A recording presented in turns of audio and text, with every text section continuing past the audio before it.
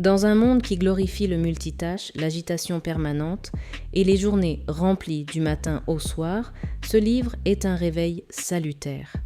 The One Thing de Gary Keller et Jay Papasan propose une véritable rupture avec la logique de performance classique. Ce n'est pas un livre sur la productivité au sens traditionnel. C'est un livre sur la concentration, la clarté, l'alignement. Il ne nous pousse pas à faire plus, mais à faire mieux. Mieux cibler, mieux exécuter, mieux vivre. Ce que j'ai aimé dans ce livre, c'est sa capacité à nous ramener à l'essentiel sans simplifier les choses à l'excès. Il m'a montré que la multipotentialité que je croyais être une force est en fait le signe d'un manque de focus qui limite énormément les résultats. Ce livre nous pousse à reconnaître que notre temps, notre énergie et notre volonté sont des ressources finies et que pour les utiliser intelligemment, il faut d'abord apprendre à se poser les bonnes questions. The One Thing repose sur une question fondamentale qui est, à force de vouloir tout faire, ne finit-on pas par ne plus rien faire de vraiment significatif ? Gary Keller s'adresse ici à tous ceux qui se sentent débordés, fragmentés, inefficaces malgré leurs efforts. L'idée n'est pas de tout plaquer ou de simplifier à l'extrême, mais d'identifier le levier qui produit de vrais résultats. Sa promesse est claire. Derrière chaque succès durable se cache une focalisation radicale. Les personnes qui vont loin ne sont pas celles qui font le plus, mais celles qui répètent le bon geste, sur le bon sujet, au bon moment. Le livre démontre que la discipline n'est pas une affaire de volonté constante, mais une question d'habitude créée autour d'une priorité forte. Cette approche s'applique aussi bien au business qu'à la santé, aux relations ou aux finances. Le livre commence par une image puissante, celle d'une simple rangée de dominos. Quand on fait tomber le premier, les autres suivent, mais ce que Keller rappelle, c'est qu'un domino peut en renverser un autre 50% plus grand, et ainsi de suite. Ce principe symbolise le pouvoir de l'enchaînement.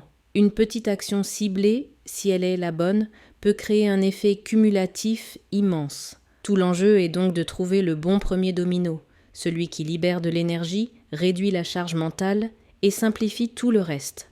L'un des ennemis principaux de la performance, c'est le multitâche. Contrairement à ce que l'on pense, il ne nous rend pas plus efficaces.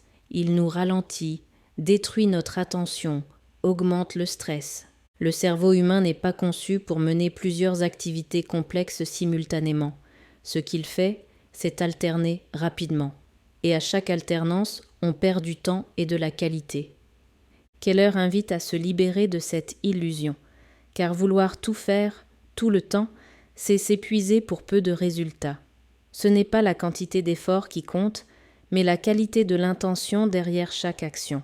Au centre du livre, il y a une question à se poser tous les jours, voire plusieurs fois par jour. Quelle est la seule chose que je peux faire telle que, en la faisant, tout le reste deviendra plus facile ou inutile? Cette question est un outil de tri. Elle coupe le bruit, clarifie l'essentiel, recentre sur l'impact. Elle oblige à distinguer l'urgent de l'important. Elle empêche de s'éparpiller. Elle ramène à ce qui produit réellement de la valeur.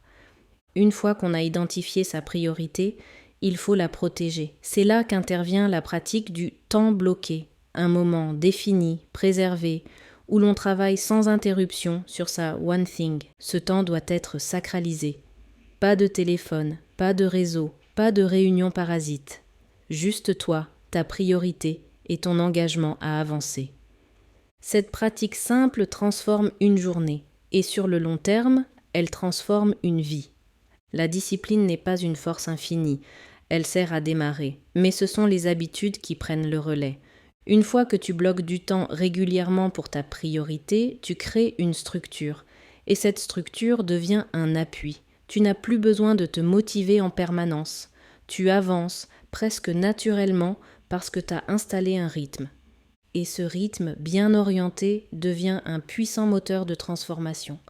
Si tu devais identifier aujourd'hui ta One Thing, ce sujet unique qui mérite toute ton attention, ce serait quoi ? Prends le temps d'y réfléchir. Mets le podcast en pause si besoin et partage-le dans l'espace des commentaires. Comment appliquer ça concrètement ? Définis ton objectif principal du moment. Pas 10 objectifs, un seul, celui qui fait une vraie différence. Pose-toi la question centrale chaque jour. Quelle est la seule chose que je peux faire aujourd'hui pour faire avancer cet objectif ? Crée une habitude de temps bloqué, même 30 minutes par jour, mais non négociable, et consacre-les exclusivement à ta priorité. Observe tes résultats. Tu verras que tu avances plus en faisant moins, et surtout, tu avances avec plus de sens, plus de clarté, plus de confiance. Conclusion ? The One Thing n'est pas un livre de promesses faciles. C'est un livre d'alignement qui nous rappelle que la clarté est une force, que la concentration est une stratégie et que la simplicité, loin d'être une faiblesse, est souvent la clé des grandes transformations. Dans un monde qui nous dévore par les sollicitations, choisir ta One Thing, c'est reprendre le pouvoir. C'est arrêter de subir ton agenda, tes obligations, tes distractions. C'est décider chaque jour d'avancer dans une direction claire, de construire au lieu de réagir, d'investir ton énergie là où elle aura un vrai rendement. Et si tu adoptes cette approche, tu verras, tu ne feras pas moins que les autres. Tu feras mieux, beaucoup mieux. Et tu le feras avec un sentiment nouveau, celui d'avancer enfin vers ce qui compte vraiment.